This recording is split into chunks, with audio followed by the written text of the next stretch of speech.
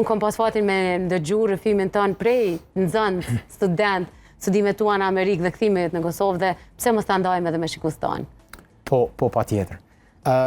Saranda, shpeshherë Kosova shihet si një mundësi për t'u largu, se sa për t'u jetu, faktikisht.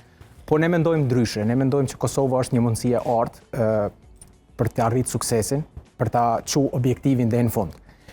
Suksesi nuk varet nga lokacioni ku ti jeton, po prej aftësive për të kriju vlera në atë vend ku jeton. Kjo ka ndodhur edhe me mua personalisht, si një student i ri që kam qenë në Universitetin e Prishtinës, pastaj me një transferim në Shtetet e Bashkuara, ku kam pas mundësinë edhe me qëndru atje.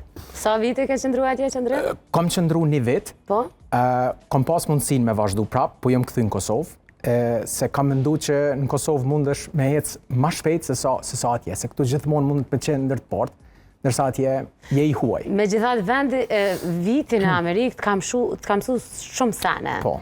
Ka mësu edhe me u përball, me luftu, me çdo gjë tjetër për më kthy këto. Domethënë ka qenë goxha motivues ai viti atje.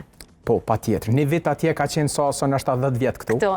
Për shkak tempos ritmit të jetës atje, tempo e shpejt, mesimdhënia në mënyrë shumë efikase.